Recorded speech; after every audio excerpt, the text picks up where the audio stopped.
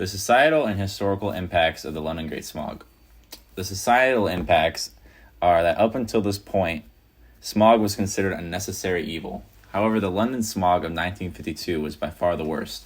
Despite the public pressuring the government to fix emissions, they didn't really do anything about it for a while. However, 4 years after the smog happened, the Clean Air Act came into force and it banned the burning of polluting fuels in smoke control areas across the UK. And the historical impacts are that the officials at the time estimated that the number of deaths were around 4,000. However, there were far more civilian casualties because of this fog than any other incident during the entire war. However, new research suggests that it could have been as many as 12,000 deaths happened. And the pictures there's just a bunch of pictures here from the London Great Smog that kind of show how bad it was.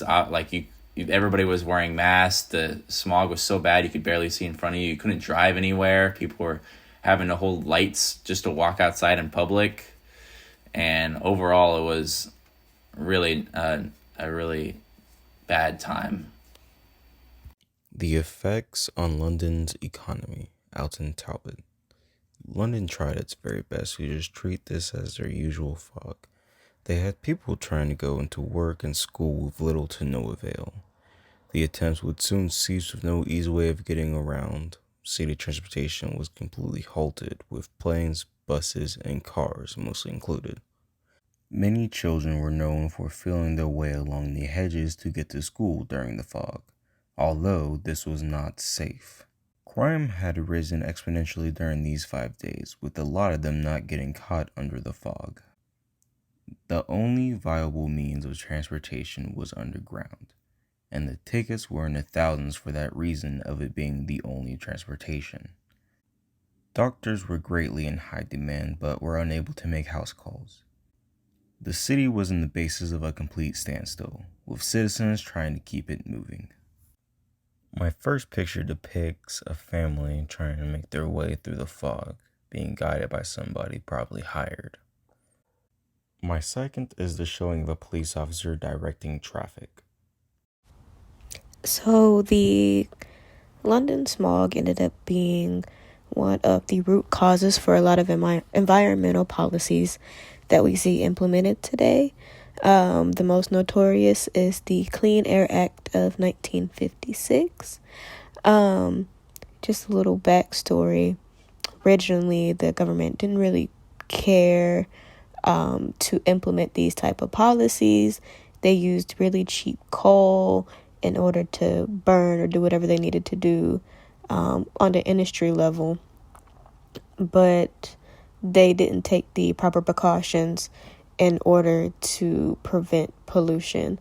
So this act was implemented in order to fix that, and it gave the government control of a variety of different toxic chemicals and debris and things of that nature that would cause issues.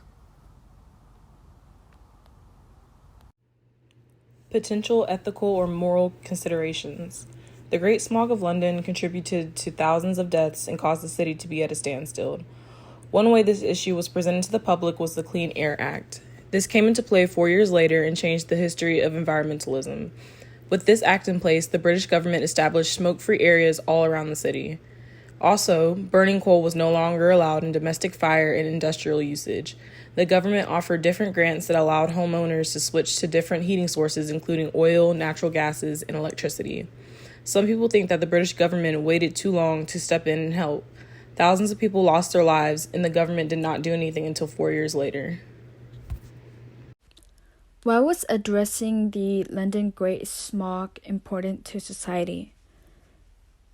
It was a pollution from coal fires which has caused the death of over 4,000 civilians, and many were hospitalized relating to pneumonia and bronchitis.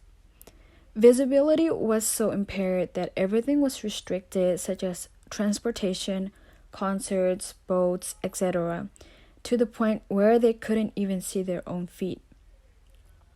Even though the government was slow to act, the environmental policies was created after 4 years in 1956, which they called it the Clean Air Act.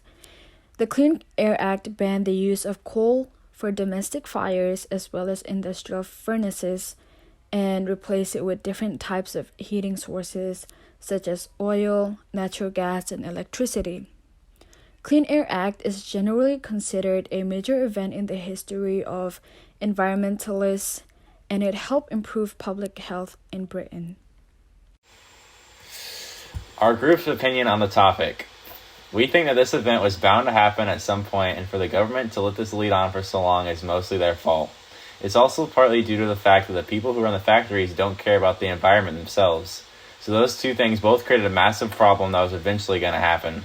However, in the end, laws were created that help for the future, but the repercussions in the moment were still incredibly harmful.